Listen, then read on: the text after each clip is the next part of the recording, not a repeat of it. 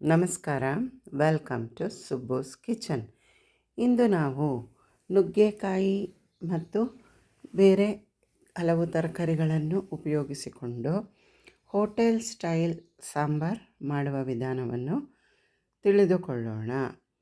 ಮೊದಲಿಗೆ ಎಲ್ಲ ತರಕಾರಿಗಳನ್ನು ತೊಳೆದು ಹೆಚ್ಚಿ ರೆಡಿ ಇಟ್ಟುಕೊಂಡು ಒಂದು ಕಂಟೈನರ್ಗೆ ಹಾಕಿ ಹೊರಗಡೆ ಬೇಯಿಸಿಕೊಳ್ಳೋಣ.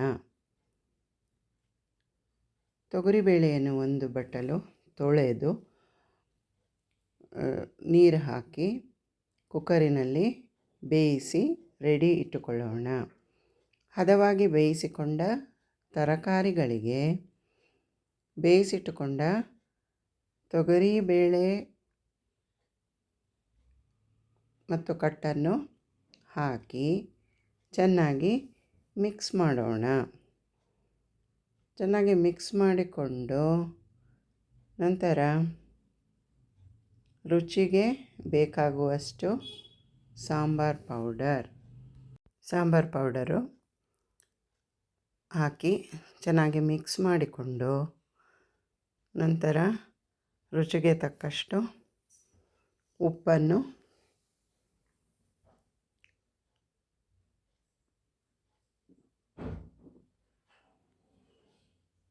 ಹಾಕೋಣ.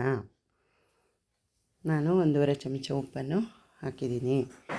ಅದೆರಡನ್ನು ಚೆನ್ನಾಗಿ ಮಿಕ್ಸ್ ಮಾಡಿಕೊಂಡು ಕುದಿಯುತ್ತಿರುವ ಈ ಹಂತದಲ್ಲಿ ನಾವು ಹುಣಸೆಹಣ್ಣನ್ನು ನೆನೆಸಿ ರಸ ತೆಗೆದಿಟ್ಟುಕೊಂಡು ಅದನ್ನು ಕುದಿಯುತ್ತಿರುವ ಸಾಂಬಾರಿಗೆ ಹಾಕಿ ಚೆನ್ನಾಗಿ ಮಿಕ್ಸ್ ಮಾಡಿ ಕುದಿಸ್ಕೋಬೇಕು.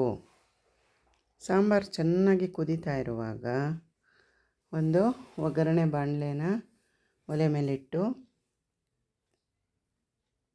1 ಚಮಚ ಎಣ್ಣೆಯನ್ನು ಹಾಕಿ ಎಣ್ಣೆ ಬಿಸಿಯಾದ ಮೇಲೆ ಸಾಸಿವೆ, ಕರಿಬೇವಿನ ಸೊಪ್ಪು, ಒಂದು ಸ್ವಲ್ಪ ಇಂಗನ್ನು ಹಾಕಿ ಒಗ್ಗರಣೆ ರೆಡಿ ಮಾಡಿಟ್ಟು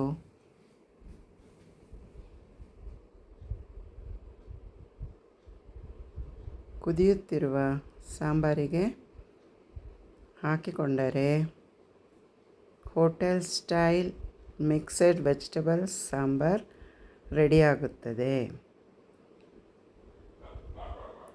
please do share, like and subscribe.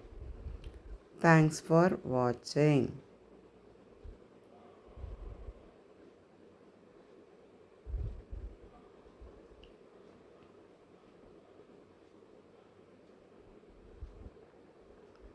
ಬಹಳ ರುಚಿಯಾಗಿರುವ ಹೋಟೆಲ್ ಸ್ಟೈಲ್ ಸಾಂಬಾರ್ ರೆಡಿಯಾಗಿದೆ.